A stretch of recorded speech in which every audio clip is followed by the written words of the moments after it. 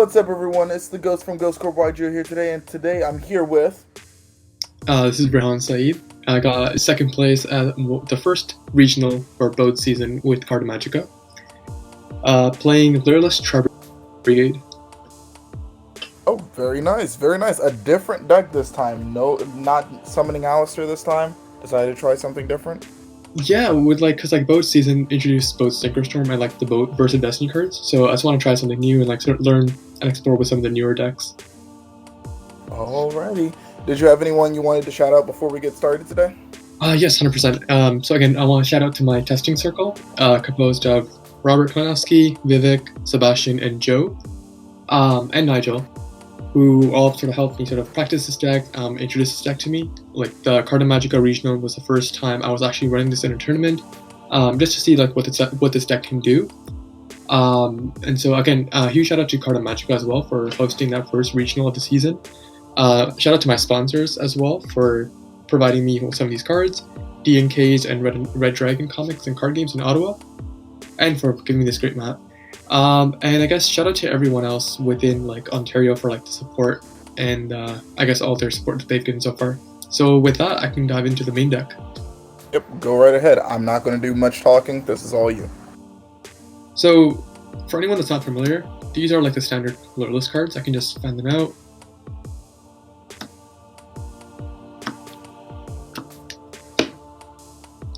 The newer cards that were introduced in Synchro Storm were Barrel Canary and Celestian Wagtail. So this is a searcher for any Lyrilusc spell and trap card, and so your primary target is going to be Lyrilusc Bird Call that we'll get into shortly. And then it also equips itself from the graveyard as Exe's material. So both effects of it are really potent and really come up often. And I think what really sort of gave this deck a new layer of power is Barrel Canary, because it really helps you play through Nibiru, but also it really helps you sort of stack your Exe's materials. So that sometimes you're making an 8 material Zeus, or you're making a 4 or 5 material Ensemble, the one that bounces back.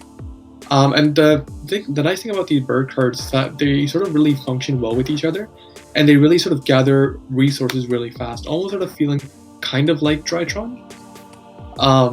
And so because of them gathering resources really fast, you're eventually sort of seeing every single card in your engine. So I feel like the deck is super consistent and it plays through a lot just because you're special summoning so often, and your Cobalt Sparrow fetches your TRI-BRIGADE engine, but also fetches other sort of birds that you're not seeing. So essentially, most of the card combos in the deck are usually 2 card combos, but they're built in a way that once you see any 2 birds, depending on the combination of birds, you can usually access the majority of your deck really easily and set up both follow-up turns and defensive setups on your own turn. So yeah, this is the ratio that I thought worked really well, and this is what I took to Carta Magica. This is your starter. This is your main fetcher of the deck. It's like a rota for any level 1 bird. It doesn't have to be with an archetype, but it can be searching Giddy Crow, searching Nerval. Again, this searches spell and trap cards. This is an extender that special summons itself, and any one level 1 wing piece from hand. So usually itself and Nerval, this and this. There's a different combination that you can explore with. What I found really fun was that this deck can sort of just freestyle. There's always, obviously, Sir Amnon made a huge sort of great combo video, so I can shout out to him as well, because I also learned a lot from his channel. But I found that if you're gonna sort of learn the combos, it sort of takes away from the fun of the deck. And I found that freestyling with the deck is a lot more fun, and you learn a lot more of the intricacies within the deck when you're just freestyling. And then touching upon Barrel Canary last is that this card can basically extend by special summoning any bird from the grave, but you're locked into Exes afterwards, which really isn't that big of an issue usually, because you can still access cards like F-Zero, Ensemble, and Zeus, which are all powerhouses within the deck. So yeah, this was my Lyrilusc engine. I thought it was really consistent overall. There were awkward hands where usually you'd have to lead with Barrel Canary, but again, even then, a lot of people also still don't know what the bird cards do.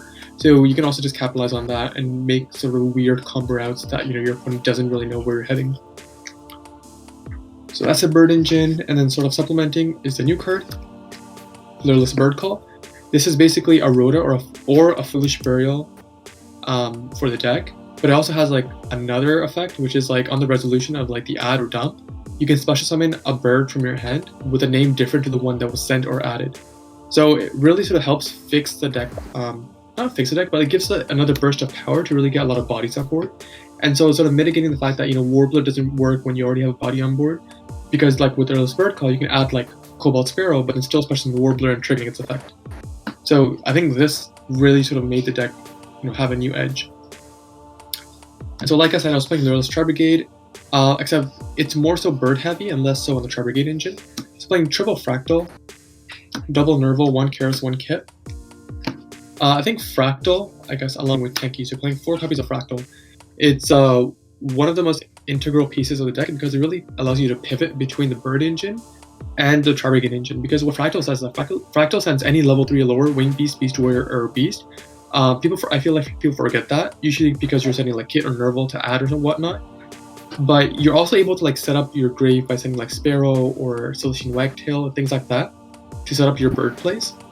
So it really is the fulcrum of the deck, and it really is what brings the deck all together and increases the consistency by a lot. The other big sort of synergy piece is TRI-BRIGADE Nerval, just because it's a Wing Beast level 1.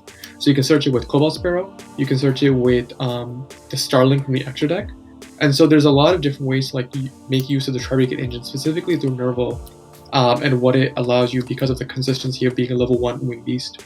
Then you have Karis for extension plays, and you have Kit just for the additional name, because there are some times where you want the additional name to create more fodder in the grave. So that's your TRI-BRIGADE engine.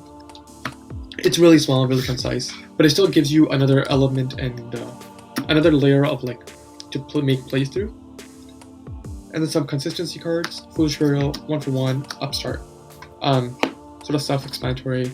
Your entire deck revolves on level 1, so like 1-for-1 is ridiculously good in this deck. Foolish Burial helps set up your graveyard for like Warbler or Barrel Canary, and Upstart because a lot of your combos are, well, all your combos are 2-card combos, so you need to see like as many combo pieces as possible. Lastly, non-engine cards. Well, I think this is an engine card because this is your primary target to summon off of Simoric. I was considering the Barrier Statue, but what I found with the Barrier Statue was that you need to play Rendezvous. And Rendezvous is another brick, and we don't like playing bricks in our decks. So Apex Avian is really nice, especially as like the mirror gets more popular. Over the weekend at the Carta Magica tournament, I played 6 rounds, going X1, finishing 2nd. But then at the next day, I played at my locals, which was another 5 rounds. And so over the course of all 11 rounds, I went 10-1 with this deck. So I think the deck really is good, but at the same time, I saw a lot of mirror matches popping up because across those 10 games, I think I played 4 mirror matches. So if this was the Wind Barrier Statue, that literally does nothing against the mirror match. Whereas Apex Avian really allows you to have a significant sort of defensive tool available to you. DD Crow is really nice because what I found was that this deck gets really hurt by blowout cards like Dark Ruler and Droplets. Less so by Droplets, but more so by Dark Ruler.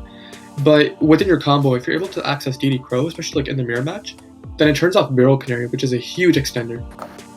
So searching DD Crow mitigates the effect of Dark Ruler and Droplets, just because you have interactions still live from the convenience of your hand. And also, as boat format progresses, Destroy Phoenix Enforcer is going to get a lot more prominent within the meta. And so having an in-engine out to the recurring effect of Destroy Phoenix Enforcer, I feel like is huge. And I feel like any deck that has an in-engine out to destroy Phoenix Enforcer and gets rid of the recurrence, I think that type of deck is it's really good right now. So yeah, I think that covers like all the engine pieces within the deck. We are playing 40 cards, and then the Upstart makes it 39. And then I'm playing 12 defensive slots, which will remain a mystery. Just because like it doesn't really matter of like what the 12 defensive slots are. Like these can be hand traps if you feel like you want to enter a tournament and you feel there's a lot of combo decks. They can be more, I guess, cards like Triple Tactic Silence, Droplets, Dark Rulers, things like that. So that's up to your discretion in terms of like what you want to add based on whatever tournaments you're entering and which you feel like the format sort of requires. But 12 defensive slots makes it so that you're not always blown out just because if you lose a die roll. The other thing would be when sort of picking defensive options, sort of consider what your deck loses to. So your deck loses to Dark Ruler, Droplets, and cards like that. So perhaps like defensive options can be cards that mitigate the effect of Dark Ruler, Droplets, and the decks that are able to use Dark Ruler and Droplets. So just something for consideration, but I was able to have 12 spots for defensive cards, not including DD Crow.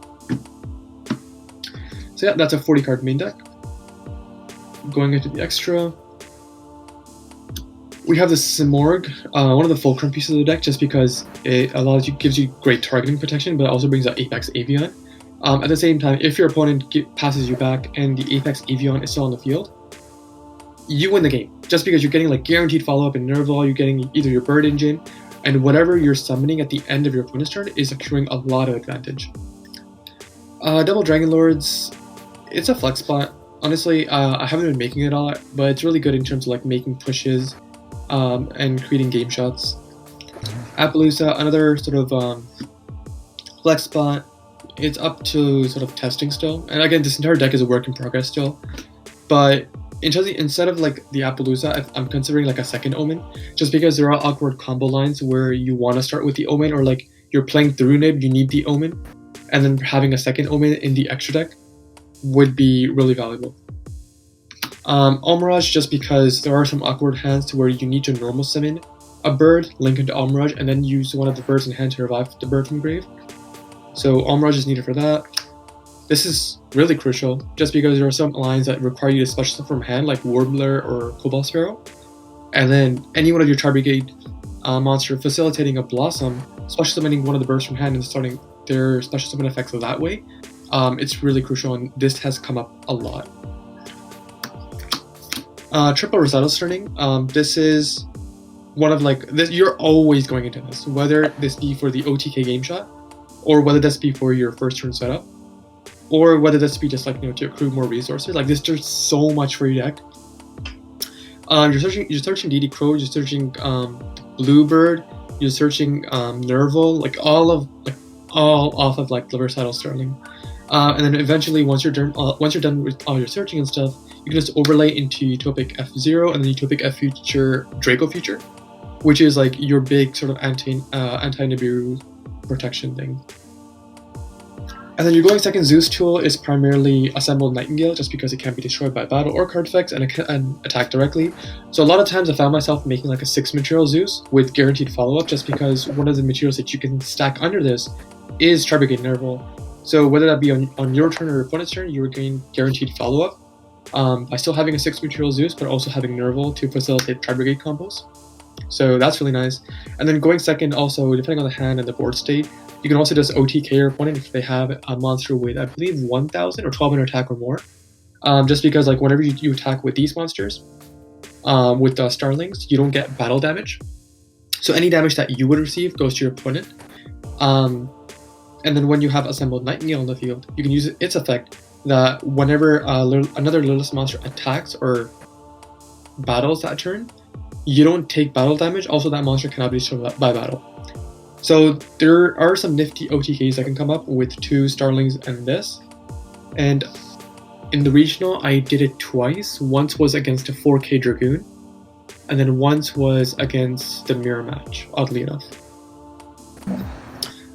Another star of the show is Ensemble Blue Robin. This card is ridiculous.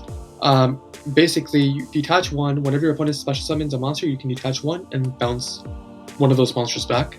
So it's a huge floodgate. Think of an Appaloosa, except in XZ's form. Like it's a huge floodgate in the mirror, because you can stack like 4 materials under this, making it gain 500 attack for each material under it.